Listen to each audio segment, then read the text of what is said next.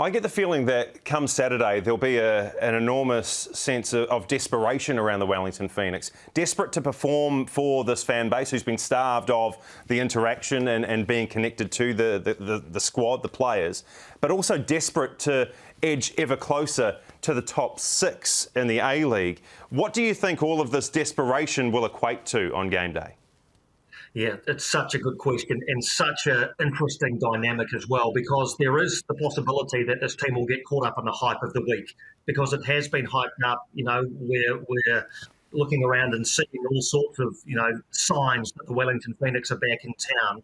And they have to remember when they go out there on Saturday afternoon that the 3 points are the most important thing. They can't get caught up in the occasion.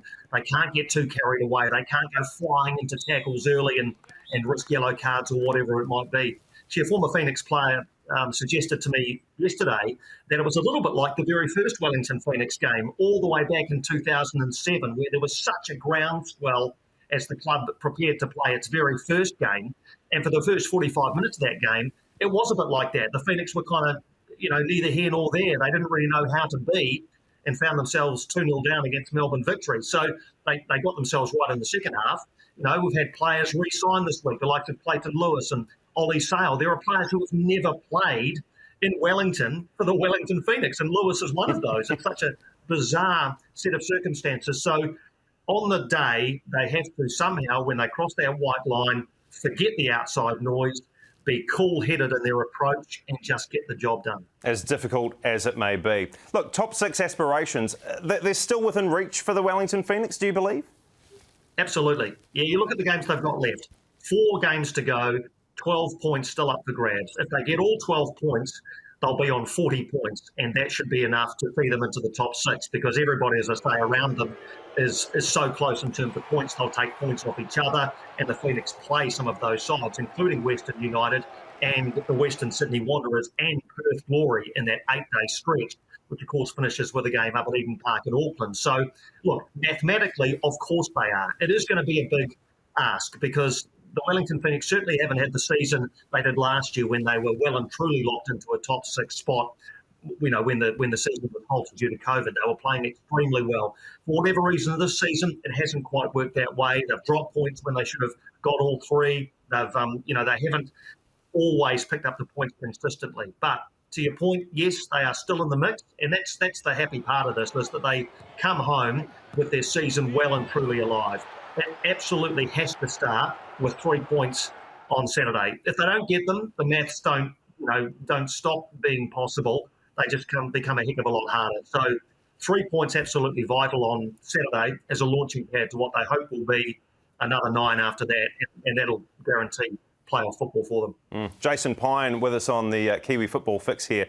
In a match like this, an occasion as it is, you want to play. This is one of those games as a player you want to be involved in. So I'm wondering how the Phoenix line up, especially given that Stephen Taylor missed the last game through illness. Ollie Sale in goal had an elbow injury. Ulises Davila, the captain of the side, he missed the last performance as well, out injured. So you've got all these things to consider, but there will be, again, to use that word, that the desperation to play in a game like this. So do you have any idea how the Phoenix might line up, Piney?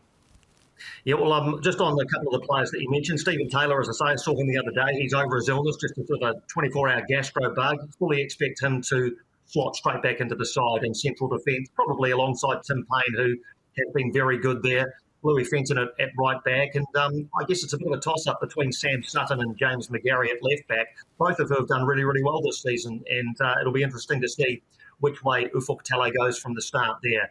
We know that in central midfield, Clayton Lewis has become, a number 6, when he didn't even really think he was a number 6. Probably still doesn't. I think he prefers to play further forward, but he's done really well in there with Cam Devlin alongside. I don't think there's any doubt that those two will start in those defensive midfield roles. Further forward, I thought Reno Piscopo was excellent the other night in the game against Melbourne City. He'll certainly be there, and David Ball as well. And then further forward, Tomer Hamed and Ben Waine. Now, you'll notice I've left out Ulises Davila there. My understanding is he has absolutely no chance to play on Saturday. The hamstring injury just won't allow him to play, much as there's some positive noises coming out of the camp, talking about him being a week-to-week prospect. My understanding is he won't play on Saturday. He'll travel back with the team to Sydney, where they play Western Sydney on Wednesday night. And then I'm also hearing he won't come back for the Auckland game. So almost here in Wellington is a bit of a flag-waving exercise. So they're hoping that the final game of the regular season, and fingers crossed, the final series that follows, Ulises Davila will be involved there. But unfortunately for Wellington Phoenix fans, he certainly won't be suiting up on Saturday. The Hollywood scriptwriters, they couldn't have come up with any better than this. Mark Rudan, the former coach of the Knicks, bringing his team, along with Andrew Durante, back for the first game back. And, you get the idea. But, I mean, let's address Mark Rudan first of all, Piney. What kind of reception do you think he will get from the 20,000-plus strong crowd on Saturday afternoon, given his unique departure from the club? Well, put it this way, I think he'll know where he is when he walks out onto Sky Stadium on Saturday for the first time. I don't think there'll be any holding back from the Yellow Fever faithful. and look, you've got to look at Mark Rudan. When he arrived, he came to Wellington Phoenix at exactly the right time. They needed him to be there when he arrived off the back of the disaster that was Daria Kalazic's reign as head coach in Wellington. Mark Rudan came along at the right time, and I think it'll be drawing a long bow to say he saved the football club, but he certainly turned their fortunes around and turned them back into a top six side. Yes, then he didn't stay for the 2-year deal. He went to Western United, and the circumstances behind that have meant that he has become public enemy number one among Wellington Phoenix fans. So he'll certainly know where he is when he walks out there on Saturday. But I think Mark Rudan's the kind of guy who thrives in that situation. He doesn't mind being the enemy. He doesn't mind being the guy who the focus is on, because it takes the focus off his players. And I think he'll embrace that. It'll be a very, very hostile reception, I would say, for Mark Rudan on Saturday. But knowing him a little bit, I don't think that'll worry him at all. Water off a duck's back. What about Dura, your mate Andrew Durante, who's just recently announced his retirement at season's end? 11 seasons, I think it was, with the Wellington Phoenix. And, you talk about club legends. He's definitely one of those. Will he be well received? Because this will be his last outing inside Sky Stadium.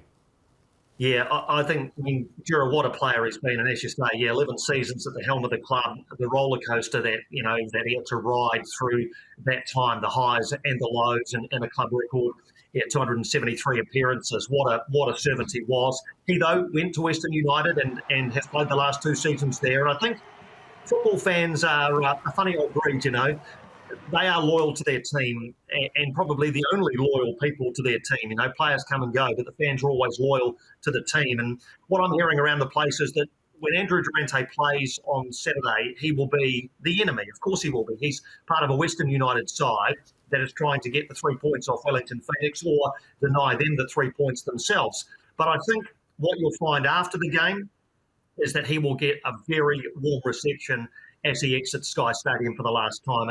And I know that Mark Rudan is not one for sentiment, and this is not something that I'm sure he's even thought about. But I think it would be really nice towards the end of the game, depending on the match situation, that Andrew Durante was substituted if he had indeed started the game, which he should, in perhaps the 87th or 88th minute, and gets the opportunity to leave Sky Stadium's pitch for the last time and get the ovation that he deserves. I think that would be a really nice touch. Whether that happens or not, I guess, remains to be seen. If they're battling and they're 1-0 up and they need all hands on deck, then there's no way Dura's coming off. But if the match situation allows it, I'd love to see that. But yeah, he's an enemy when he takes the field. But as he leaves the field, whether that be in the 88th minute or at the end of the game, then I think we'll get a very, very warm reception from Wellington fans.